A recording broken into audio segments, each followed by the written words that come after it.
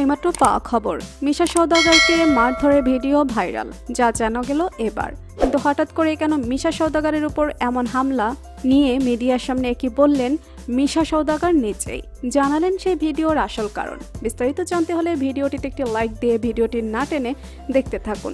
ইতিমধ্যে মিশা সওদাগর এক সাক্ষাৎকারে বলেন, বুধবার রাত থেকে সামাজিক যোগাযোগ মাধ্যমে একটি ভিডিও ঘিরে শুরু হয় তুমুল আলোচনা। ভিডিওতে দেখা যায় এক ব্যক্তি রাস্তায় জনতার হাতে মার খাচ্ছেন। অনেকে দাবি করেন এই ব্যক্তি জনপ্রিয় খলনায়ক ও শিল্পী সমিতির সাবেক সভাপতি মিশা সওদাগর। এর কিছুক্ষণের মধ্যেই ছড়িয়ে পড়ে হাসপাতালে শুয়ে থাকা একটি ছবিও, যা দেখেই অনেকে বিশ্বাস করতে শুরু করেন সত্যিই হয়তো মিশার উপর হামলা হয়েছে, যা ভাইরাল হয়েছে তা ভুল ও বিভ্রান্তিকর তথ্যের অপপ্রচার। ভিডিওতে যে ব্যক্তিকে দেখা গেছে তিনি মিশা সওদাগর নন।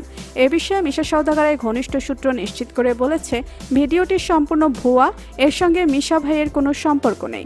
এদিকে সওদাগর জানিয়েছেন, যদিও হাসপাতালের ছবিটি আসল, তবে সেটির পেছনের কারণ একেবারেই আলাদা।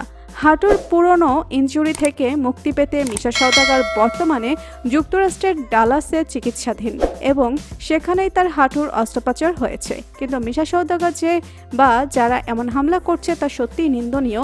এমন হামলা আমরা চাই না। একজন ব্যক্তি দোষী হলে তাকে আইনের হাতে তুলে দেয়া হোক এবং তার সাজার মাধ্যমে তার বিচার হোক, কিন্তু বর্তমান সময়ে দেশের কোনো আইন ব্যবস্থা নেই, এমন অভিযোগ তোলেন এই অভিনেতা। এই ঘটনার মধ্য দিয়ে আবারও সামনে এসেছে ভুয়া তথ্য ছড়ানোর প্রবণতা কতটা বিপজ্জনক হতে পারে। একজন জনপ্রিয় তারকার নামে এমন একটি মিথ্যা ভিডিও ভাইরাল হওয়া শুধু ব্যক্তি নয়, সমাজকেও বিভ্রান্ত করে। মিশা সওদাগরের ঘনিষ্ঠ সূত্র অনুরোধ করেছে, অনুগ্রহ করে বিভ্রান্তিকর পোস্টে কান দেবেন না।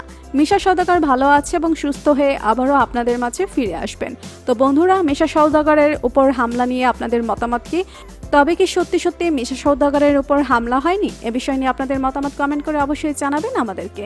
ভিডিওটি ভালো লাগলে লাইক, কমেন্ট ও শেয়ার করতে ভুলবেন না। আর আমাদের চ্যানেল ও ফেসবুক পেজটি ফলো করে আমাদের সাথেই থাকুন। ধন্যবাদ সবাইকে।